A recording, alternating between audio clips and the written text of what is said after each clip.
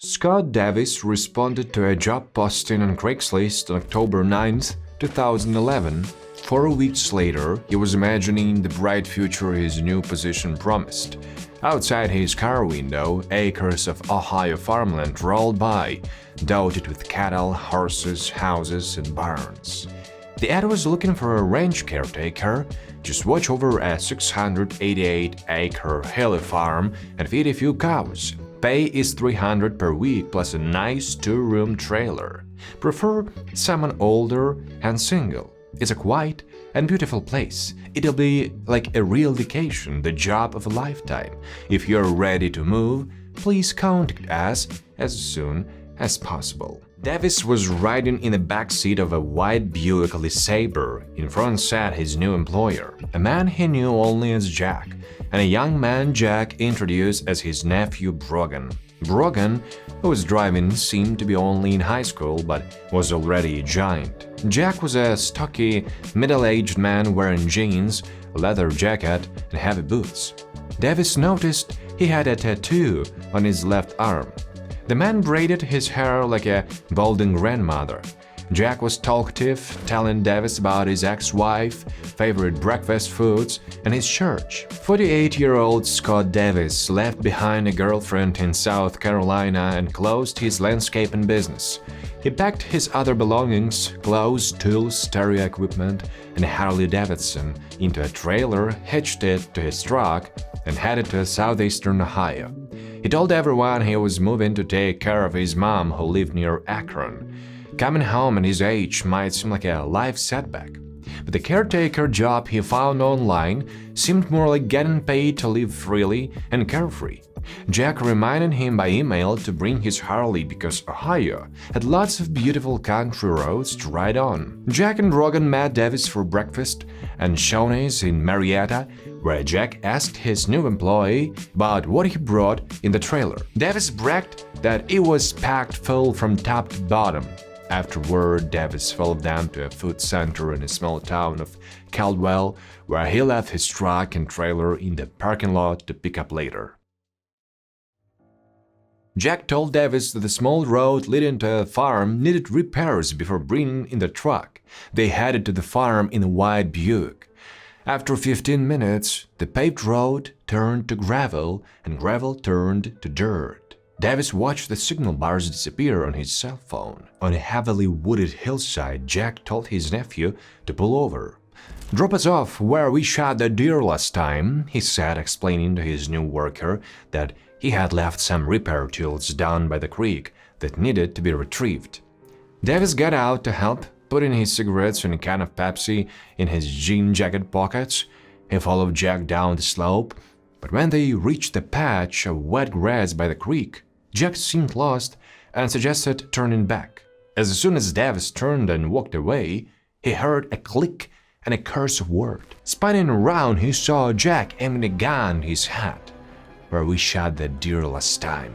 In an instant, Davis realized he was the deer. Davis instinctively raised his hands to cover his face, heard the shot, and felt his right elbow shatter. Jack pulled the trigger again, but the gun jammed. The man turned and ran, stumbling and falling on the uneven ground. As Scott tried to escape into the deep woods, shots continued to ring out, but none hit their target. He ran and ran until he could no longer hear shots or voices. The wounded man made it to a road but hid in the woods again, fearing the killers would spot him if he stayed in the open. Bloody, Davis waited 7 hours until sunset to return to the road and walk away.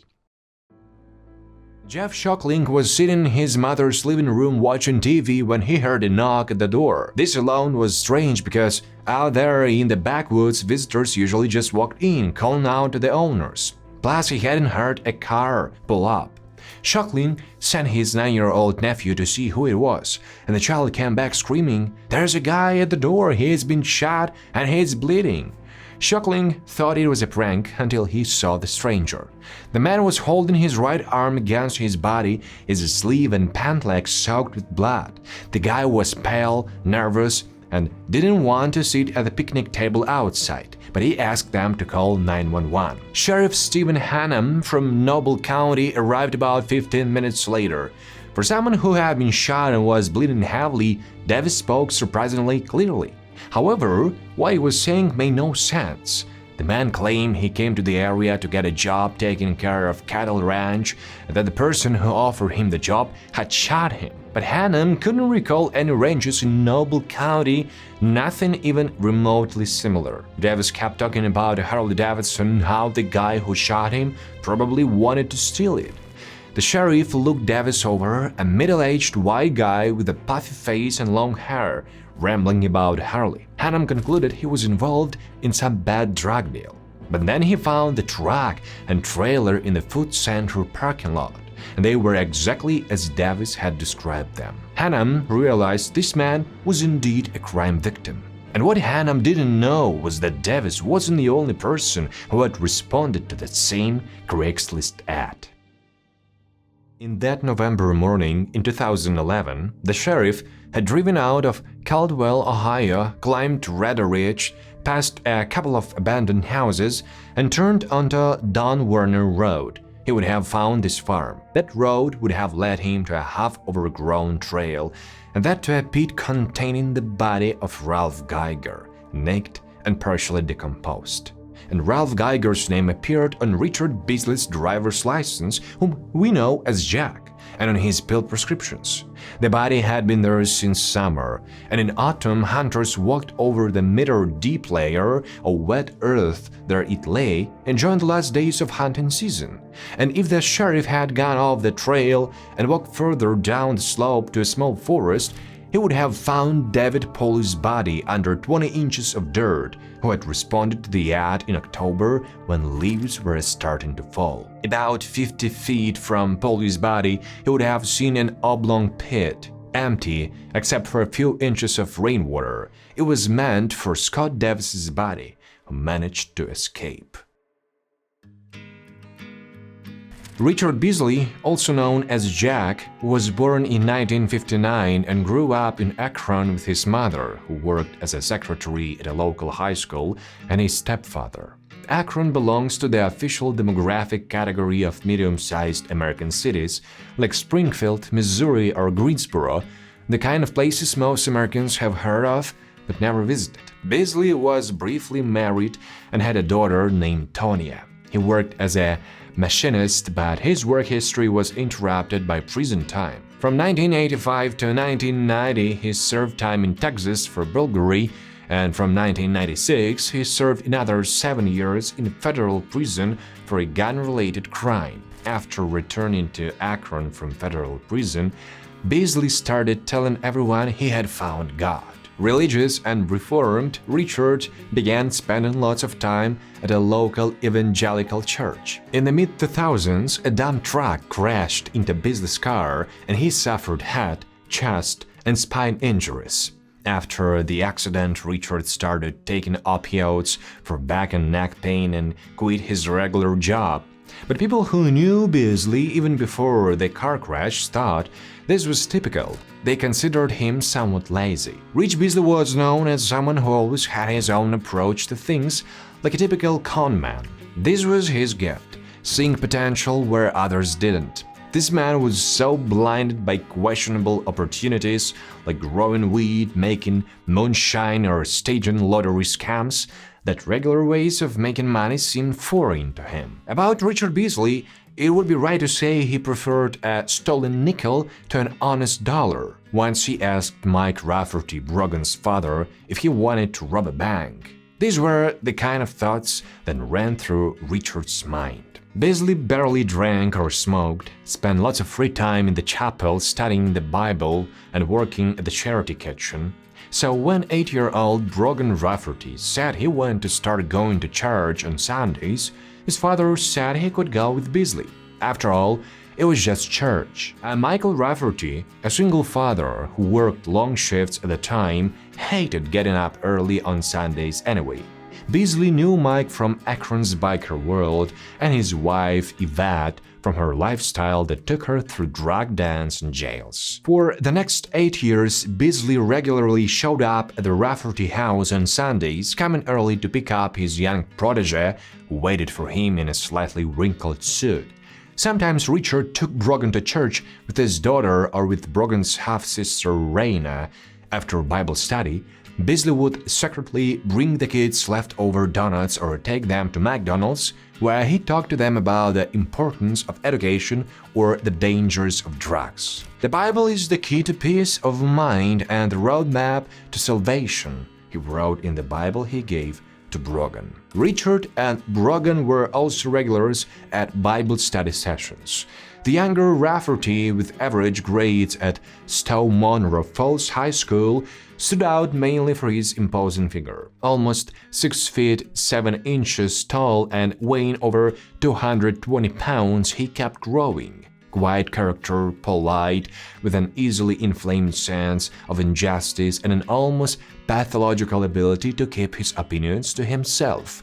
Everyone thought they were a funny pair, the little giant boy and the aging former biker. Brogan followed Richard Beasley everywhere like a faithful puppy. Around 2009, Beasley established what he called the halfway house on Yale Street, where he lived. This rehabilitation center attracted various questionable characters. It was a shelter for trying to quit drug addicts, runaways, and prostitutes.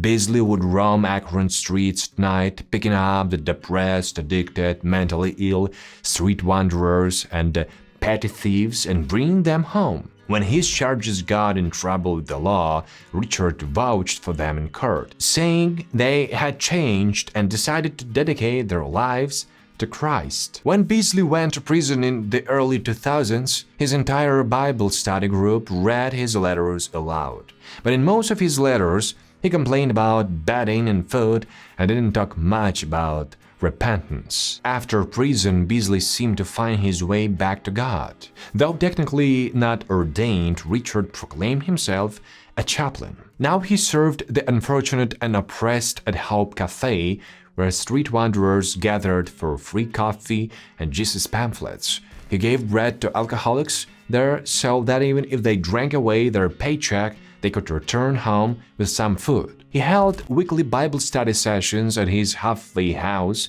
for the unwanted and forgotten, lived with them and endured their vices and personality defects, their vomit, blood, and urine, endured what no other person could bear, and still kept mercy in his heart. But Beasley had another side. He brought girls to his rehab, whom he picked up on the street. This was supposedly his mission, to help and save. But it was he who needed their help. He got mobile phones for the 4 or 5 prostitutes staying in his house. Instead of being their savior, Beasley became their pimp. He advertised their services online and took them to meet clients. Richard did everything he could to keep these girls in the house, including buying them drugs. And although the self-proclaimed preacher never showed violence, these girls instinctively feared him. In February 2011, Beasley was arrested in Ohio on a range of drug-related charges. While he was in jail, investigators opened a prostitution case against him. Beasley was released on bail in mid-July, but after he failed to contact Texas authorities while he was still on parole for his previous crimes, the state issued an arrest warrant. Richard Beasley was officially declared a fugitive. In the first week of August 2011, Richard told his young friend that he wasn't going back to prison. He told Brogan that he needed his help to survive. If the police caught him, Beasley told the kid they would put him away from a crime he didn't commit, so he had to hide. This news stirred up a storm of indignation in Rafferty. Damn cops! He was angry and determined to help. Beasley wanted to disappear. For this, he decided to take on a new identity, and for that, he needed documents. With this goal, he started hanging around the local homeless shelter looking for someone who looked like him. By this time, he had come up with the perfect bait.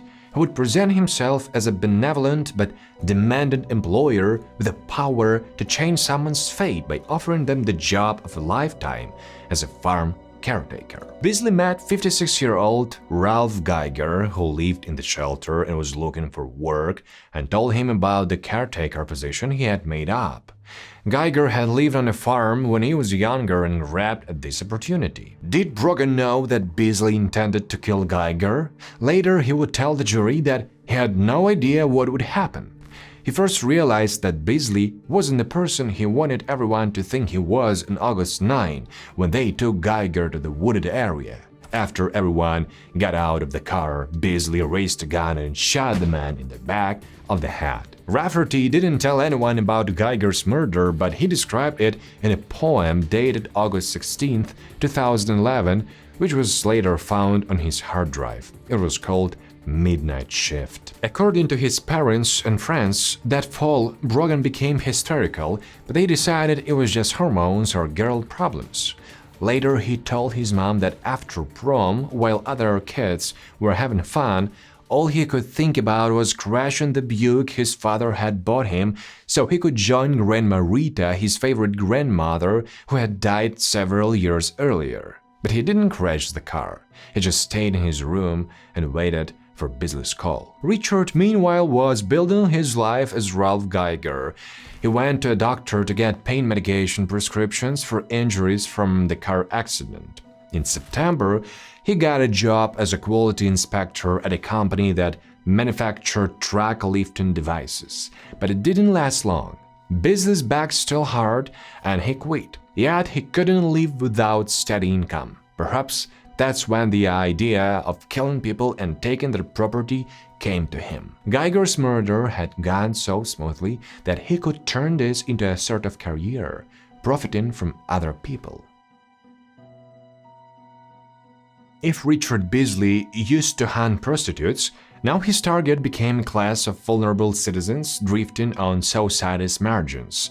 Unemployed, middle-aged white men. He needed people who weren't marginal but owned something worth killing for, like a truck, TV, computer, or even a motorcycle. Over 100 people applied for the farm caretaker job that Beasley posted on Craigslist.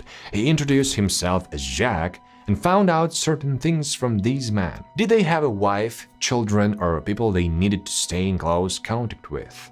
What type of vehicle did they have? Oh, you have a laptop. Bring that too. Richard carefully crafted his advertisement to evoke a specific male fantasy in candidates' imaginations. Feeling like a cowboy or ranch owner in open country, herding cattle, fixing fences, hunting game, and sure, he painted a dream come true. Beasley would arrange personal interviews with candidates at local waffle houses or food carts. He'd start by handing the man a job application. The employer and applicant would make small talk about ex-wives or tattoos, and Jack, who imagined himself as something of a street preacher, would describe his ministry. If the applicant showed any sign that he didn't meet one of Beasley's criteria, the meeting would end abruptly. David Pauly was the first candidate who unfortunately met everything Richard wanted. He was 51, divorced, and lived with his older mother in Norfolk, Virginia. Pauly was a man of routine. He ate his cereal, took his shower, and went to work at the same time every day. For almost 2 decades, he worked at a company managing a warehouse and driving a truck, but quit in 2003. After that, David scraped by with odd jobs, but never found anything permanent. Sometimes he had to borrow money even to buy toothpaste. And so, sitting at his brother's laptop and once again browsing online job listings in October 2011, Pauly stumbled upon Beasley's Craigslist ad.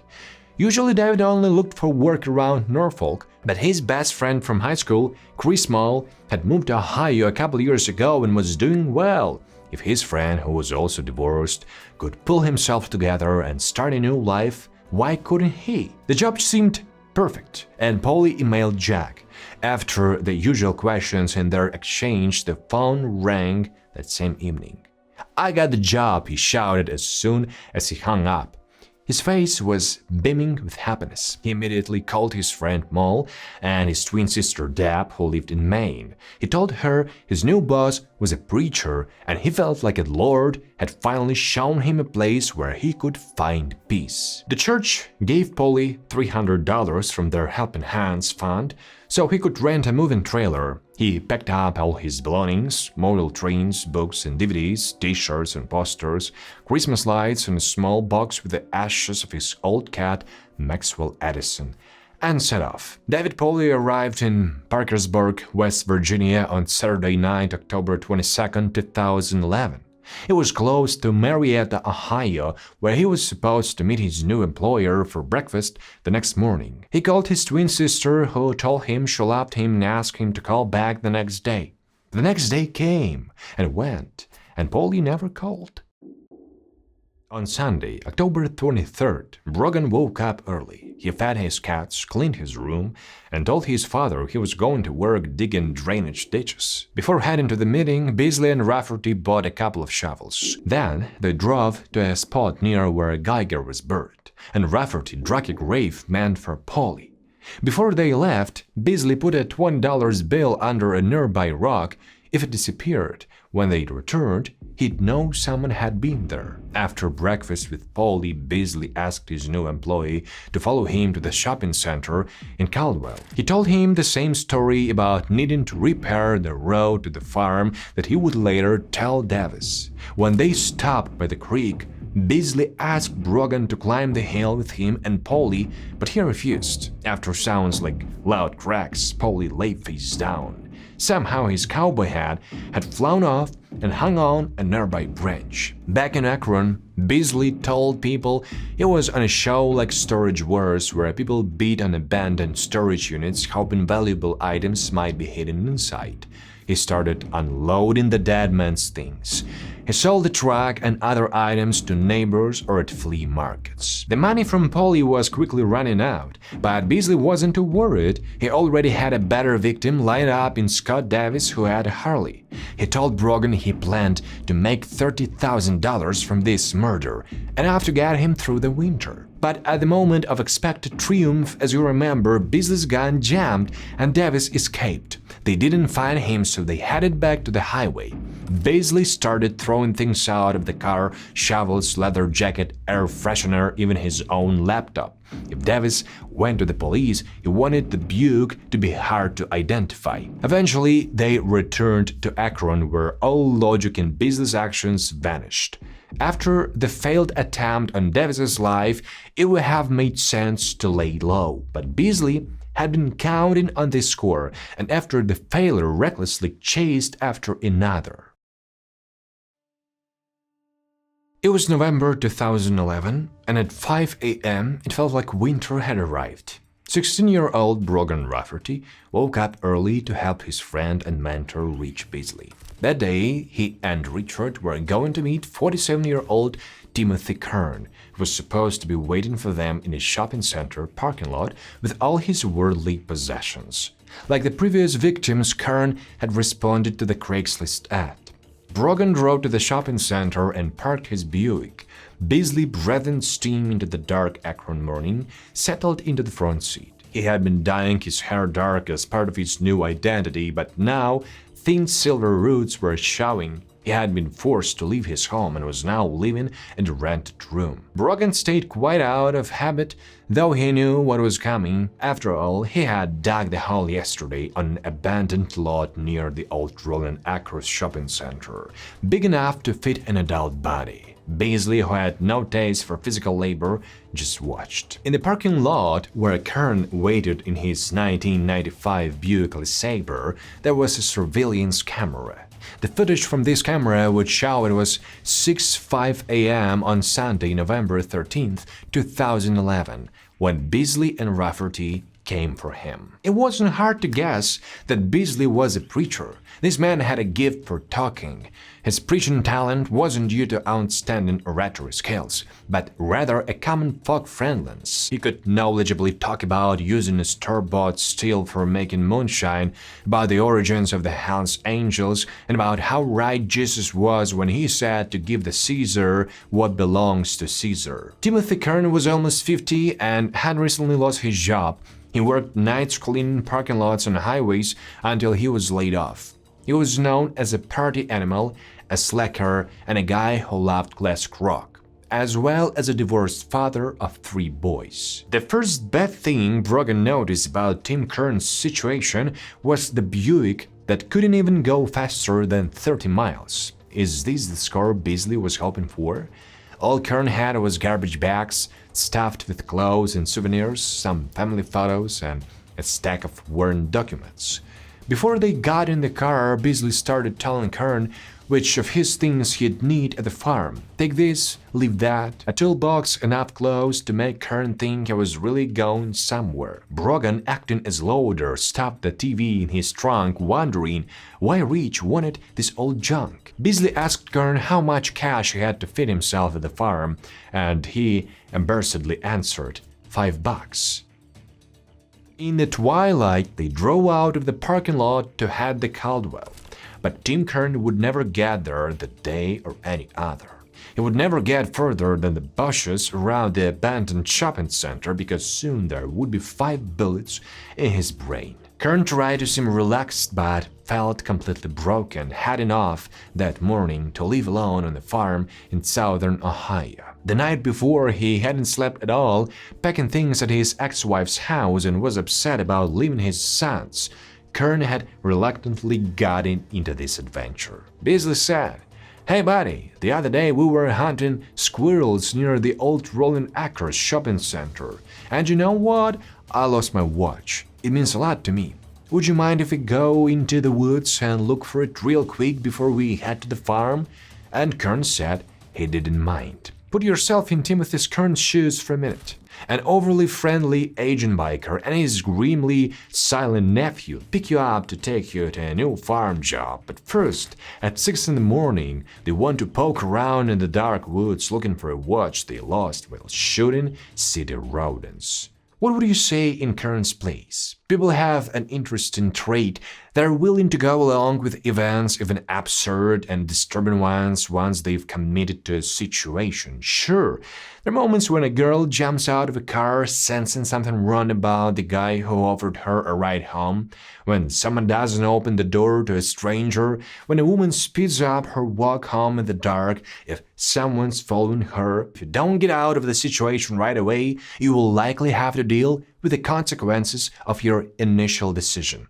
We've all been there, taking a taxi even if the driver seemed weird, opening the door to strangers, basically sticking to the original plan even when the tingling instinct said to run. Rolling Acres looked like Chernobyl, with its cheerful posters inviting you to locked-up movie theaters and store names on the brick-top entrances. They drove around the building and parked next to the woods. And now they were looking for the watch. Brogan demonstratively dug through the thick November leaves a few yards from Kern and Beasley. Then he heard a pop. When he turned around, he saw Kern on his knees, holding the side of his head, and Beasley holding a .22 caliber pistol. And then Beasley asked, "Are you okay?" as if he was concerned that Kern was hurt. But when he didn't answer, Beasley started shooting the man again and again and again. "Something is wrong with the gun," Richard said, and then it hit Brogan that Kern was still breathing. Beasley moved closer and fired one last time between the eyes. Kern lay on the ground, eyes wide open, staring at the bare branches above. Every few seconds he took a big, audible gulp of air. "He's still alive," Brogan wailed. "He's still alive," but Beasley replied, "No, can't be." Finally, those desperate and horrific sounds of last breaths stopped. Then Beasley told Brogan to grab the man's leg while he took the other. Together, they dragged Kern to the pit. Beasley took off the corpse's jacket and cut the shirt with scissors. The black hat he kicked aside was covered in blood. "Why?" Brogan asked Richard. Why did we do this? He had nothing. Beasley had his own logic about this. Well, he was doomed as soon as he got in the car, as if it wasn't in their power. Dawn was breaking. Beasley covered the pit with leaves. In a week, it would be all over. But to Brogan then, it seemed like this tragic, absurd series of murders would go on forever. In early November, Polly's twin sister Deb had already spent several days sitting at her kitchen table in pajamas with her laptop, looking for clues about where her brother might have gone. Then she stumbled upon a headline dated November 8, "Man says he was lured here for a job, then shot." The person's name wasn't mentioned, but there was one detail that seemed familiar. He said he was hired to work in a ranch. The article quoted Noble County Sheriff Stephen Hannum. Deb immediately called his office. After picking up Scott Davis from the woods 5 days earlier, Hannum and his team had been working on his strange story, though not very eagerly. But Deb's phone call ignited the investigation. The next day, Saturday, the sheriff's office called an FBI cybercrime specialist to help them get information about who wrote the Craigslist ad.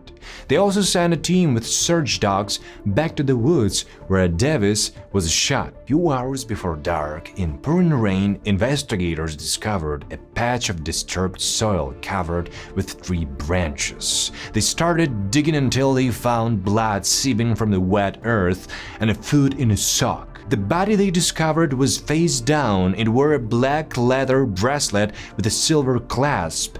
Mackie called Deb and described the bracelet. Yes, it belonged to her brother, she said. Investigators also found a second grave, this time empty.